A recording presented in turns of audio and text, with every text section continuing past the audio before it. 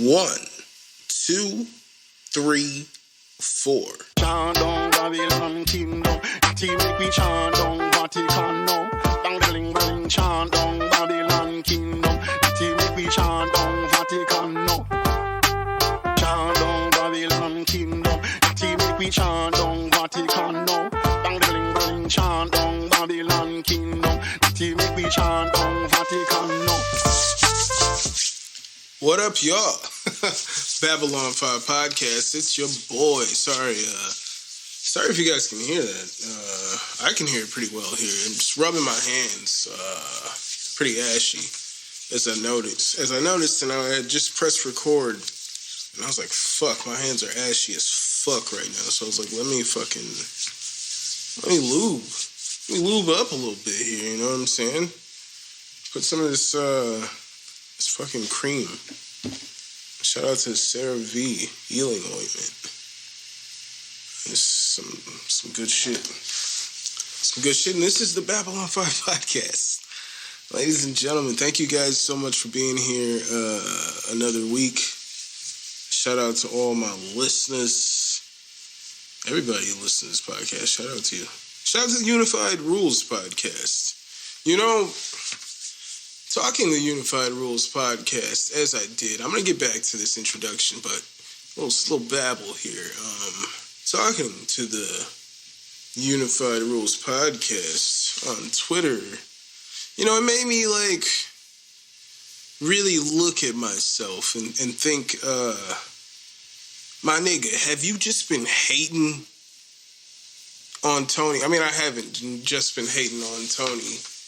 I haven't just been hating on Tony, but I think I've been a little harsh. I've been harsh on Tony, harsher than I necessarily needed to. As an MMA fan, I've been harsher on Tony than I needed to. So I'd like to apologize to Tony Ferguson for that, but like the hype did not match the luck that I was seeing. That nigga had the luck of the Irish. We ain't talking about no Dana White privilege, my nigga. We're talking about the luck of Tony Ferguson. That was his whole thing before. He'd go through wars. He'd be getting fucked up. And then he'd fucking pull off some crazy submission or whatever. But he'd be fucking, I don't know, man. And when he wasn't, like, that whole Justin Gaethje fight, everybody, the commentators, even I was watching it feeling like, oh, it's only a matter of a time before Tony starts to put it on him. And then all of a sudden it's like, oh, shit, it's not happening. That's not going to happen in this one. So, yeah, there's always that mystique. That, yeah, okay, you could, like your Pettis, you could come in there and drop him a couple times. But, like, but then he's going to be in your face. He's still going to get up and be in your face. You know what I'm saying? That was the whole thing, was that he could withstand some savage shit to possibly, he could withstand first round Kevin Lee. He withstood first round Kevin Lee. I know a few have. I know a few niggas that have, but I'm just saying that's a tough ask. It wasn't too tough for Diego Sanchez. Diego Sanchez fucked that nigga's his legs up in that fight. I'm all over the place here, but my point is, I wanted to apologize to Tony Ferguson. This is episode 142, ladies and gentlemen. We're calling this Bad Boy, as I said. Because I got to talk my shit, you know what I'm saying? As I said, for the last 2 years, Charles Oliveira would beat everybody in the top 5. As I said he would beat Dustin Poirier. I said he would beat Justin Gaethje. I said he would beat Tony Ferguson. And he's done it all. It's a miracle he didn't finish Tony. Tony, that arm was bent back so far the wrong way, you know. It was a miracle that Tony wasn't finished in that fight. So, as I said 2 years ago, Charles Oliveira is that dude, okay? And he's gotten better since I made that claim 2 years ago. It's even more true. That's why I stand by my prediction that he would have beat Khabib. He would have beat Khabib. Charles Oliveira would have finished Khabib. There's no doubt in my mind that Charles Oliveira doesn't finish Khabib Nurmagomedov. No doubt in my mind. We're going to talk about Atlanta, ladies and gentlemen. Season 3, episode 8, I believe. It's called New Jazz. We're going to talk about that. It's pretty interesting. We're going to talk about some Nate Diaz tweets that I saw right before I started recording this. Then, as I just mentioned here before, we're going to talk about UFC 274, which was headlined by Charles Oliveira versus Justin Gaethje. It was also co-headlined by Rose Namajunas versus Carla Esparza 2, the rematch. And the people's main event, Tony Ferguson versus Michael Chandler. And we're going to round this out, ladies and gentlemen, with some predictions or a little bit of talk about next week's card. UFC Vegas 53, ladies and gentlemen. I believe UFC Vegas 53. It could be 54. Talking about the card headlined by Jan Blachowicz and Alexander Rakic. That's what I'm talking about. Whatever fucking card that is, that's what I'm talking about. Talking about what's good for Diego Sanchez. That's what I'm talking about. And if you guys want to follow this podcast on Instagram and Twitter, it's at Babylon5Pod. You can follow my personal accounts. No, you can't. Never mind. I was like, why do I even put that in there? I was like, let's just get rid of that right now. There's no more mention of the personal account. It's basically like the music account, but I don't know. We podding. We over here podding. And that's just what it is. We're over here. We riding around podding. That's just what's going on. So, you guys can email this podcast for any purpose at Babylon5podcast@gmail.com. If you guys would be so kind just to hit that like button anywhere that you're listening to this podcast. If you guys would like to follow your boy on Twitch, if you guys are on Twitch, follow me at twitch.tv/Babylon5. If you guys would like to cop some merchandise, head on over to teespring.com/store/BOFpod-shop. And lastly, don't just be my Negroes. Be my patrons. Head on over to patreon.com/Babylon5. I giggle there because I try to tell myself consciously, I was saying, don't just be my Negroes for so long. And I've been trying to just say, don't just be my Niji. I've been trying to switch it to that. Just say that. But, I just fucked up. I just fucked up and said Negroes. And I didn't want to say that. If you are what you say you are, a superstar, then have no fear. The crowd is here. Atlanta, season 3, new episode last week. It's called New Jazz, ladies and gentlemen. New Jazz. Alright, so this shit was set in Amsterdam, and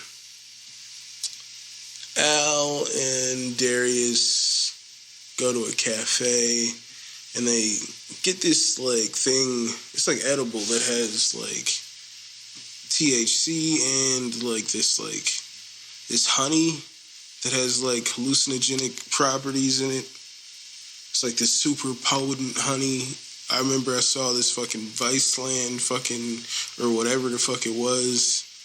Some nigga went to a place, and they, like hang down the side of a mountain to harvest this fucking honey. And yeah, that honey will fuck you up. Just a little bit of that honey will fuck you up. So Al and Darius take this shit, and a lot of shit happens.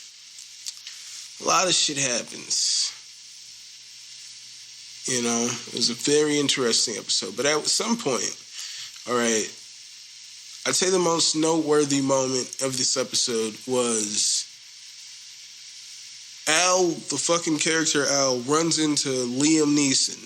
Actual, not like a lookalike, actual Liam fucking Neeson. All right? Liam Neeson is sitting at the bar, and Liam Neeson brings up, he's like, oh, you must have heard what happened. And he's like, you know, a friend of mine got raped, so I was just talking about how I was going out there to kill somebody. And he was like, I thought they'd understand, like, who I was and how far I've come. Like, to who, and I'm just like, fuck this nigga. It's gross that they put him in there. I mean, it's like, I don't know. I can feel how I want to feel, and they can feel how they want to feel. Because it's, you know, they poke fun. The most fucked up line Liam Neeson says in this show, he was joking that, you know, there's this whole image of him, he's canceled. They're at the cancel club. You know, he's canceled right now. And so for the moment, he and Al being a black person, are mortal enemies.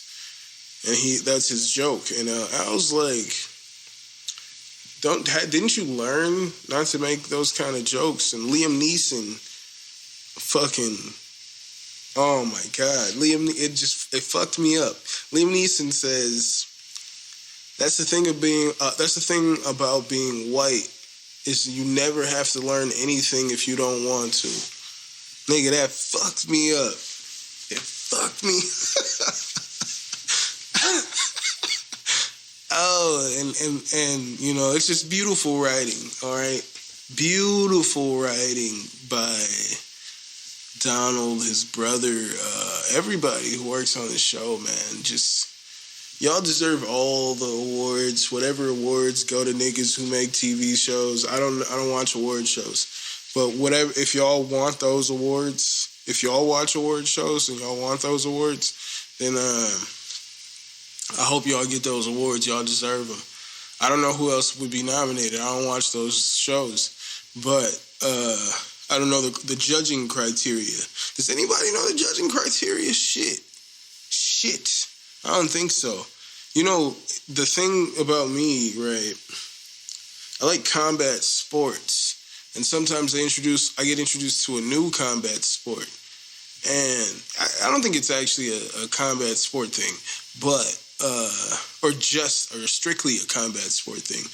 But I want to know what the judging criteria is, because that's going to really fucking factor into how I'm consuming this product. You know what I'm saying? It's really going to factor in. And I'm still trying to learn how they judge MMA fights. I don't even understand that shit. I don't even fully understand that shit. I'm trying to learn bit by bit every day. So, that's my thing there. I don't know why I even said that. Oh my God, what was I saying? Damn, I'm fucking blanking right now. Anywho. Oh yeah, these awards, all that shit. Anywho, they deserve it. What I'm saying is, fuck Liam Neeson. Alright? Fuck Liam Neeson. Niggas was, I seen on Twitter, motherfuckers were like praising, like, oh shit, this is a fucking, like, what were they saying? Like a A-class or some shit, or fucking cameo or some shit, A-list cameo, nigga, fuck Liam Neeson. Nigga, fuck Liam Neeson. Alright? Fuck Liam Neeson with an AIDS dick. Liam Neeson, alright, in this episode said he thought by telling his story, people would see, oh shit, he's come so far. And then it went left. You mean it went left when you told the world you went outside to kill the first black person you saw? Just any black person you saw? It went left? And you're just like, I don't understand why they didn't get where I was coming from. Nigga, fuck Liam Neeson. Nigga, fuck Liam Neeson. I ain't got no love for Liam Neeson. It's funny. I was saying like a hypothetical. Let's say hypothetically, fucking Donald Glover's walking down the street on that day. He would have never even got the chance to be Liam Neeson. Or he would have never got the chance to redeem himself. Because he would have murdered Donald Glover. He probably still would have went on to be the Taken guy. I don't think his life would have been too damaged by murdering a black person. He can talk about it, and people are like, oh shit, look at this fucking A-list. Look at this A-list cameo. Fuck Liam Neeson. Black people are tweeting it. I'm like, these gotta be fake accounts. These gotta be fake accounts. Sister, my sister. This gotta be a fake account, sister. Brother, listen, my brother. We can't be out here praising this nigga because he had a quotable. I will find you. Whatever that nigga said. Alright? Whatever that nigga said, fuck that nigga. Fuck Liam Neeson, alright? Fuck Liam Neeson. Y'all are crazy. Y'all are crazy. Y'all are playing this game weird. How are y'all playing this game? I don't understand y'all niggas every day. I don't understand y'all niggas every day, nigga. I'm like, oh, okay, this is what y'all doing. Then tomorrow y'all switch this shit up. Y'all show me some shit. I'm like, what the fuck is going on? Is this imagination land, my nigga? Am I in imagination land, nigga? Y'all be switching this shit up daily. Nigga, fuck Liam Neeson. Alright? Phenomenal episode. New jazz. I don't feel like I need to say too much about it. Other than fuck Liam Neeson. Honestly. Fuck Liam Neeson. So right before I was about to record, I saw Nate Diaz tweeted. Nathan Diaz, if you will. Tweeted out that he's fighting July 30th. All right? Nathan Diaz tweets that he's fighting July 30th at welterweight. He does not state who he is fighting, but he does tweet out that he says Kamzitz and Connor are on the injured pussy list, so I don't know why they're talking shit when they broken. Seems like Nate's not fighting Hamzat or Connor. I wish he was fighting Hamzat. That would be fucking crazy. Fight Hamzat in Cali, man. That'd be cool. I wouldn't go. I went to Anaheim to see DC versus Stipe, right? I wouldn't go back. I don't think so.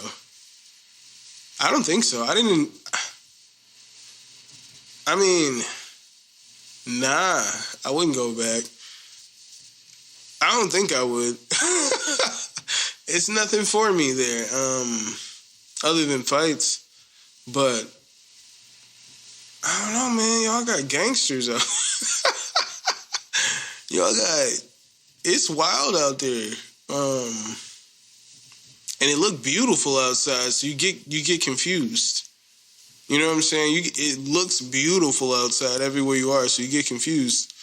And it's like, oh shit, no, I'm in the hood. I am in the hood. You know what's crazy is in this city, you could tell if you're in the hood usually by the amounts of trash on the ground, but it wasn't like that in the hood in Anaheim. Maybe I don't know what the good area is. Maybe if I knew what the good area is in Anaheim. Are there good areas in Anaheim? Are there good areas in Anaheim? I don't know.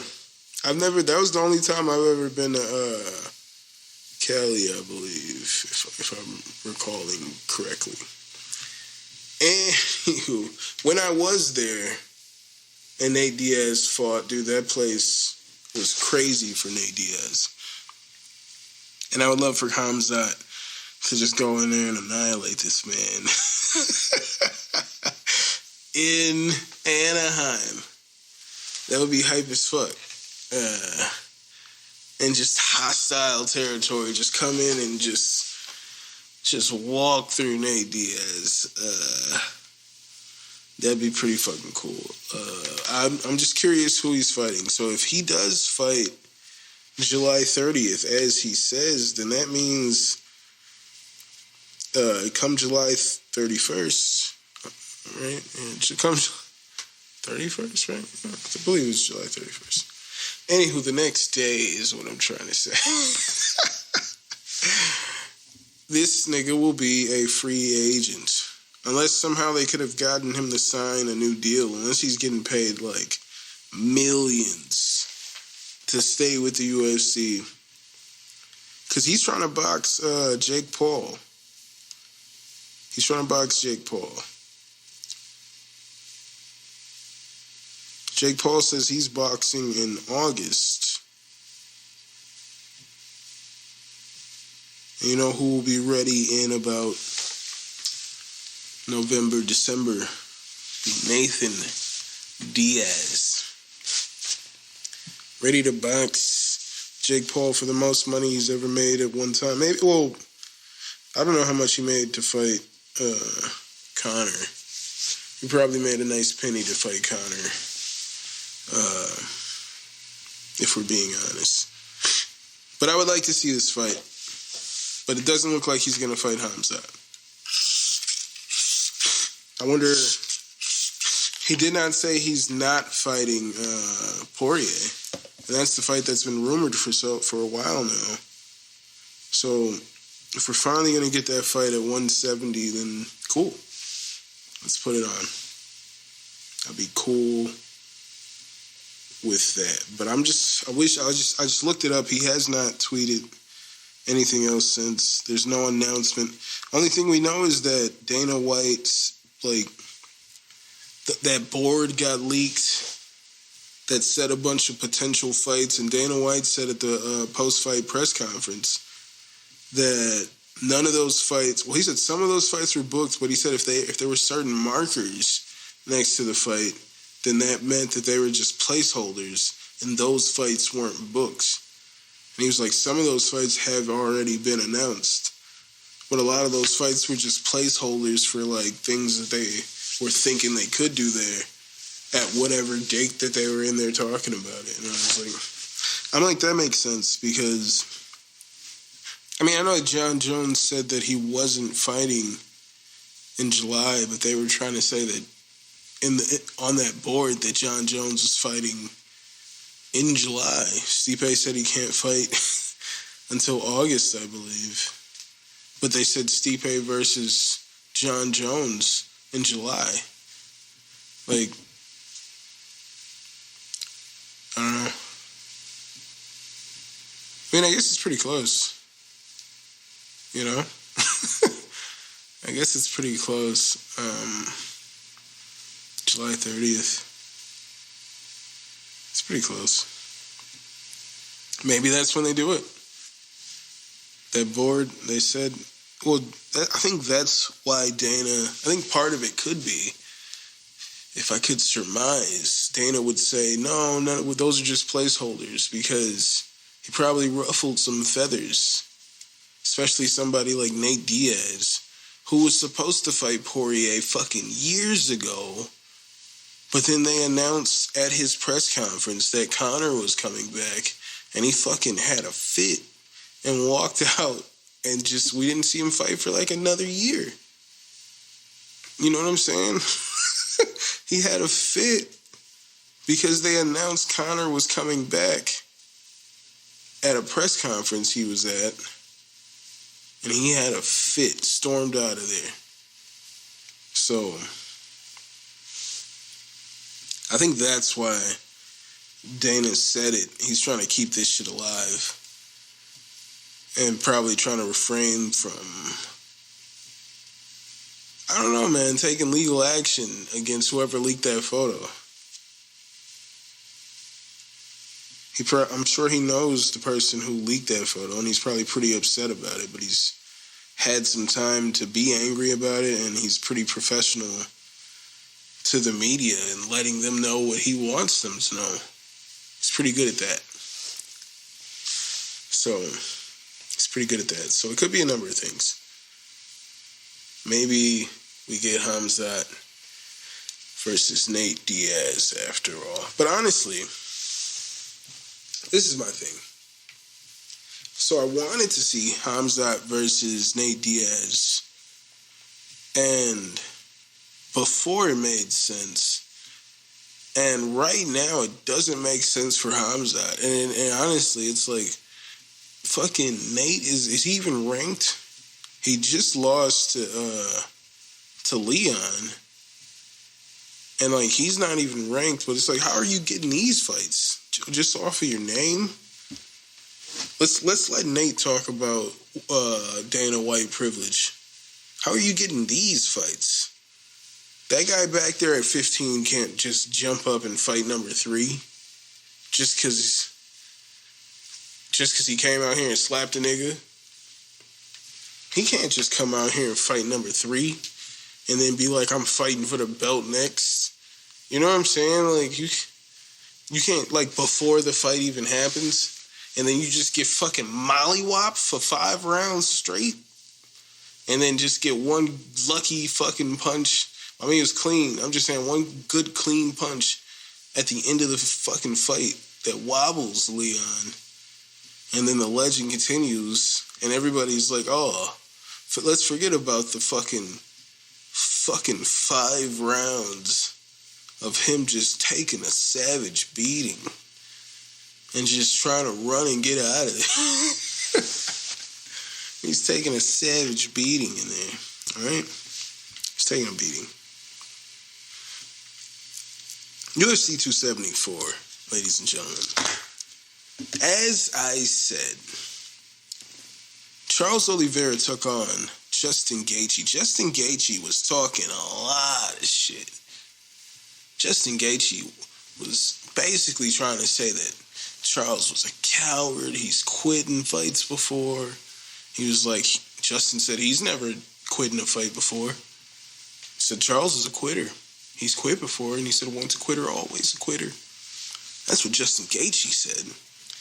Leading into this fight, unfortunately, Charles Oliveira missed weight by half a pound and was thus stripped of the lightweight belt upon the start of the fight. He was not eligible to win the belt. So he's no longer the champion once the fight started, no matter the outcome. And there was a lot of talk from fighters that there was a lot of things that happened with the scale. Dana White, honestly, when I saw what he said, I was like, oh, that's kind of interesting. He was kind of saying that he thinks what the issue is that everybody is using these pretty much the same scales throughout the week, but the European fighters are changing the settings, and I guess the American fighters would naturally too. They're going back and forth from like kilos and pounds. You know, they're switching the systems on the digital scale. And I don't know if it needs to be recalibrated or whatever. But the scales weren't properly calibrated until the night before. And then everybody who apparently thought they were on weight were a little bit heavy, apparently, in a range from half a pound to 2 pounds. But Oliveira was stripped regardless. And regardless of that, Oliveira went in there and he choked Justin Gaethje out in the very first round. Very first round. As I said last week, Justin Gaethje was like, oh, he better pray he gets me down to the ground. Yeah, he got you to the ground. And it wasn't through grappling. As I said, he could knock you the fuck out with his hands. He was hurting Justin with his hands right away. Right away. And he dropped Justin with his hands in this fight, as I said. And then he jumped on Justin and choked him out. Yeah, he didn't have to pray he got you to the ground. He was hurting you. He was clearly the better fighter. Justin was winging punches. Like, once Oliveira started lifting up his leg and, like, dodging them leg kicks, fucking Gaethje started, like, just throwing these crazy punches. He fell to the ground. He threw a punch so hard, and he just missed it. Just no technique. He was just trying to fucking throw some punches, trying to throw something hard. And Oliveira is just all-around beast everywhere. All right? He'll walk through fire. And he did. And he did. Justin Gaethje quit in that fight. He talked a lot of shit coming into that fight. And at the end of it all, he tapped out. At the end of it all, in the I quit match, he screamed, I quit, I quit, I quit. Shout out to Mick Foley. Yeah, he quit. Talked all that shit. I was pretty amped up. As I said, Charles is that dude. And I would love for him to fight Conor McGregor next. But Conor McGregor, he called out Conor McGregor after his fight. Conor McGregor said he doesn't think that he's going to make the weight cut again. So Conor basically said no to fighting Charles Oliveira is how I took that. So we'll see who's next for Oliveira. Probably the winner of Islam Makhachev versus Beneil Dariush, because Dana White says that fight is still going to happen. So the winner of that is probably going to face Charles Oliveira next, but it doesn't matter. I mean, it kind of does matter. I don't know, maybe Beneil Dariush is better than I think he is. I know Islam is dope, and I think he would win the fight. But maybe Beneil is better than I think he is, and maybe either one of them could be a problem. I think Islam could be a problem for Charles. I think Islam could easily be a problem for Charles with his wrestling and his strength, how strong he is. But I don't know. Through Bronx all day. Congratulations to the real champ. The champion has a name, and it's Charles Oliveira from the Bronx. All right? Doesn't matter what that website says. Charles Oliveira is the lightweight champion. He's the best lightweight in the world, as I said 2 years ago. All right? As I said. The people's main event, Tony Ferguson versus Michael Chandler. See, in round one, ladies and gentlemen, Tony Ferguson was piecing Michael Chandler up, catching him. He kept his distance. He was just countering him. he dropped him. Michael Chandler said after the fight that when he got hit in his eye, he said this was the first time in a fight that, like, he legit started seeing double after getting hit. And, so Tony looked good for the first half of the first round. And then Chandler hits basically like a power double or some shit is what it looked like to me. He takes Ferguson down, and he gets like some decent ground and pound, nothing too crazy. But he keeps Tony on the ground. One thing that I thought was crazy was Tony kept grabbing the fence to get into to pull himself out of positions. The ref is like warning him, but they didn't like take a point. It was pretty fucking disgusting to me. It's like, fucking take a point. He's all over that fence. Like, and they're like, don't grab the fence. Don't grab the fence. It was like 5 warnings of don't grab the fence. Like 5 different occasions of Tony right here using the fence to try to get out of these positions. And they won't take a point. It's crazy. Second round, Chandler comes out of there and fucking knocks Tony Ferguson out cold with a beautiful front kick. Catches him right on the button. They look pretty similar to Chito Vera. What Chito Vera did to Frankie Edgar not too long ago. Looked the same. And yeah, a lot of people are sad. I wasn't too sad, as you guys know, because I had been hating on Tony for so long. But I predicted that he was definitely going to lose here. And it's not like I didn't think he could have some success in the striking against Michael Chandler. As I said, if there's anybody that could fuck around and lose to Tony Ferguson, it's Michael Chandler. But also, it's that I don't think Chandler has the best striking. I think he has good wrestling, and he's very fucking strong. So, like, if he connects, he can knock you the fuck out. But he's not the most technical striker, I believe. I wouldn't say so. But Tony knocks him out, man. He calls out Conor at 170, but Conor says that he thinks that they will fight at some point in his career. And it's like, what the fuck does that mean? What the fuck does that mean? That kind of says no. Kind of says he doesn't want to fight him. I'm curious who Conor fights in his return if he comes back. He doesn't need to fight anymore, but he's talking, he's training as if he is, man. I would like Conor just to fight a nobody. Fight a fucking nobody. Fight a new guy. But that would be fucked up if Conor got mollywopped by some new guy. I would hate that. So don't do that. Don't do that. Yeah, that would be real sad. That'd be kind of like what niggas just watched right here with Tony Ferguson and shit.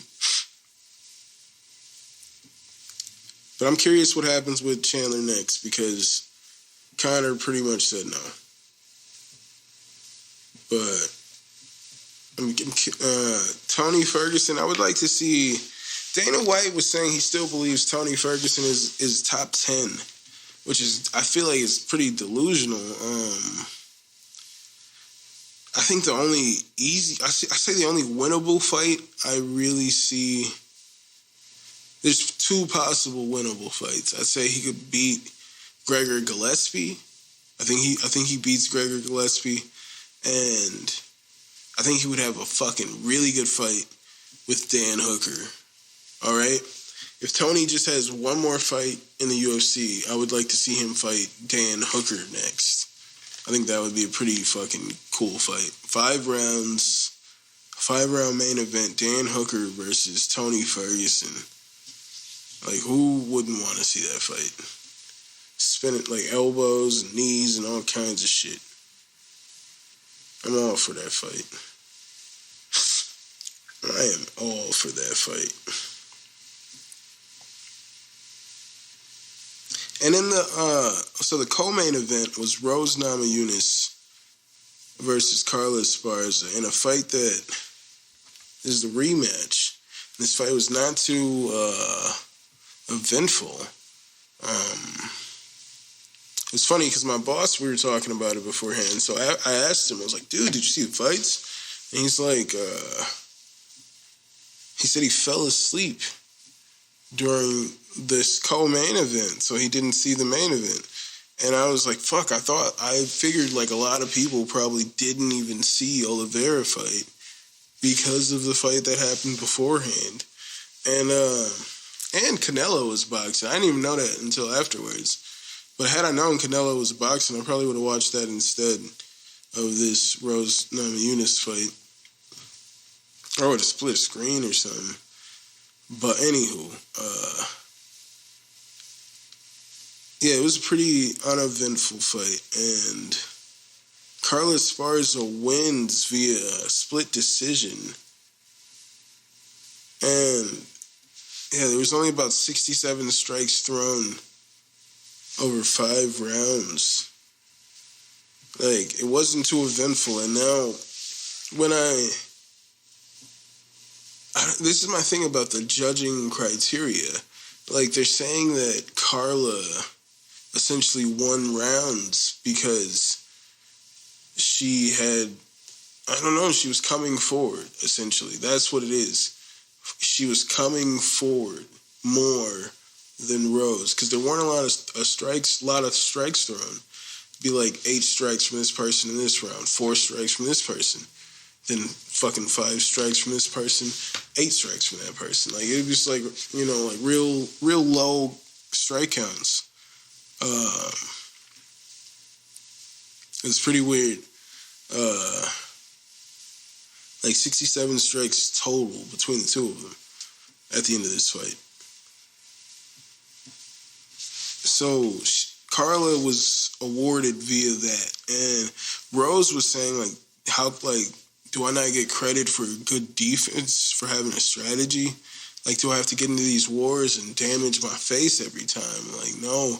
And then at first I was like, how could you say that when I read it? But then when I watched her say it, I was like, yo, no, she's 100%. Like, I feel like I agree with her that as a martial artist, true martial arts, and she stated this, Valentina stated this, and it's the whole point of it all, like, is to hit your opponent, is to hurt your opponent and not get hurt. You're not supposed to get hit. You're supposed to try to, take as least damage as possible. Like, sometimes you might have to, in your strategy, take these risks, you know what I'm saying? And you might get hurt, but the whole point is to not get hurt, is to try to take as little damage as possible. That's part of it. So I see where she was coming from with staying safe throughout there. She was jabbing Carla up, but I guess she wasn't coming forward enough, because coming forward would open her up for getting double-legged or some shit like that. So whatever. So they gave the belt to Carla. Carla wins the fight, and Dana White says he does not want to see a rematch next. He would like to see Carla face the winner of Joanna Jędrzejczyk versus Zhang Wei Li. So curious who wins that fight, and I'm also curious what's next for Thug Rose after that interesting fight there. Seen some people calling out her corner. Well, both corners. Both corners were telling both ladies that they were winning the fight, but nobody was throwing really any strikes. Nobody was really doing anything. They were just circling each other. It was just like that South Park. They're like, take a swing, bro. Like, come on, bro. I respect you, bro. Come on, bro. Like, that's what that shit was. It's pretty interesting. So I'm curious what's next for Rose if she fights again. I think she might wait a little bit, but I don't know. We might need to see some changes. I don't know what I'm not talking about with coaches, but maybe just a little defensive wrestling in order to get her to I don't know, I'm just work off of her back just to make her more deadly in those scenarios. But she's just got to, clearly they just gave the fight to her, to Carla, because she was backing up, trying not to get fucking taken down to avoid the takedowns. And she lost the fight that way. So she's got to put herself in some real uncomfortable positions for a rematch, man. And just got to come in there. Just got to come in there and go for it, you know. So at UFC Vegas 53, I believe, headlined by Jan Blachowicz versus Alexander Rakic. I'm going with my boy Jan Blachowicz. People are talking about, I've seen a video of the fighters predicting this shit, and one motherfucker was like, I just can't forget what like a 42-year-old Glover Teixeira did to Jan Blachowicz, and it's like, bro, Glover would do that to you too, okay? He would do that to you too, and he would do it to a lot of people. He's really good at his age.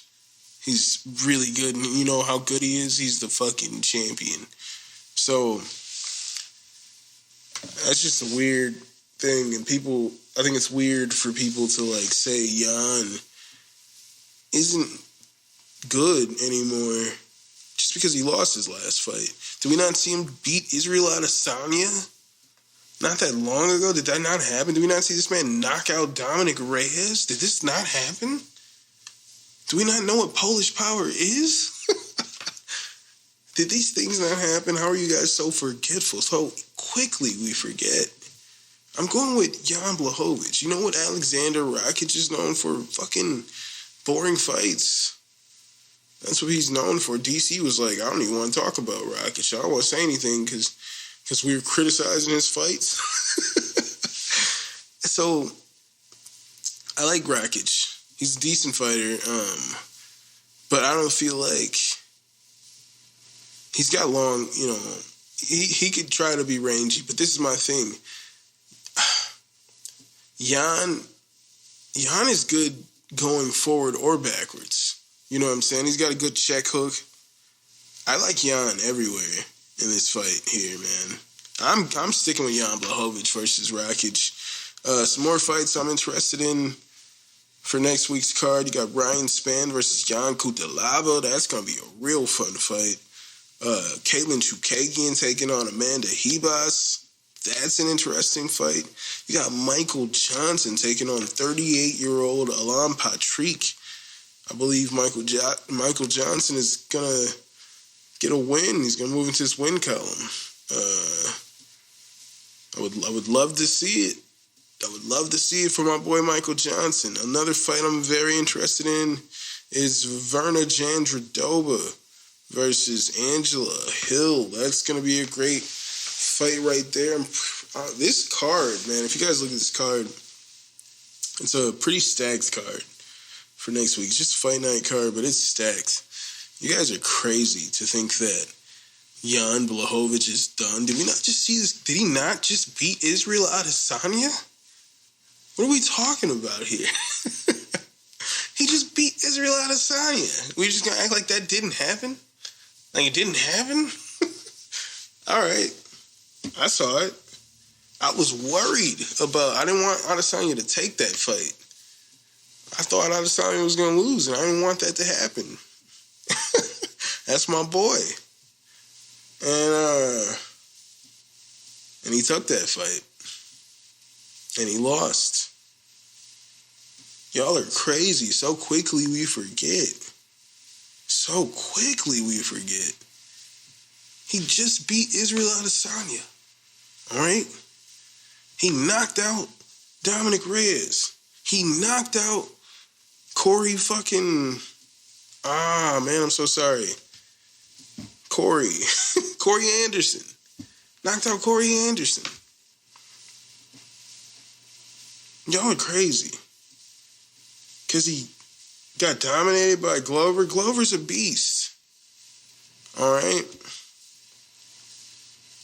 And those exchanges on the ground that I saw between Yuri Prochazka and Dominic Reyes, that has me worried for Yuri going into this fight with a 42-year-old Glover Teixeira. Yuri's a beast, but, like, he's a beast standing up. When they were on the ground, just imagine what a jiu-jitsu black belt fucking, what is it, probably like a 3rd-degree black belt. Glover Teixeira.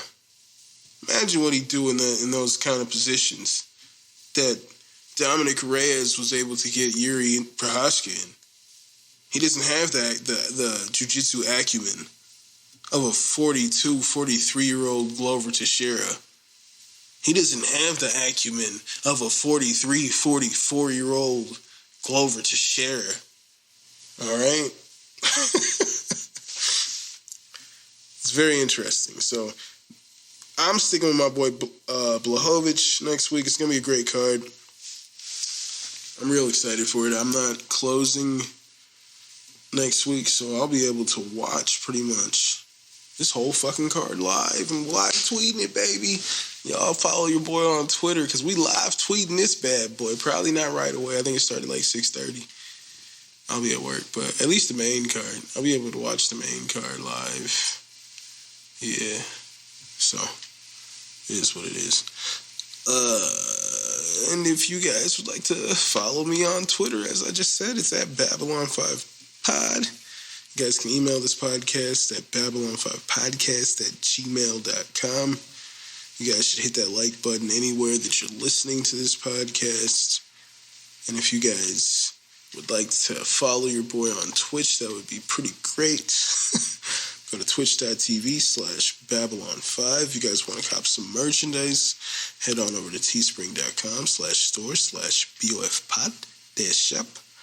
And lastly, don't just be my Niji, be my patrons. Be my niggas. Head on over to patreon.com/Babylon5pod and be my niggas. Thank you guys so much for being here with me another week. As I said, is the name of this episode. And as I said, Charles Oliveira is that nigga. The Bronx.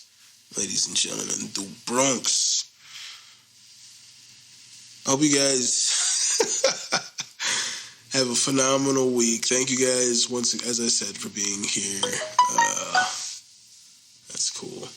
And I hope you guys are taking care of yourselves, man, and each other.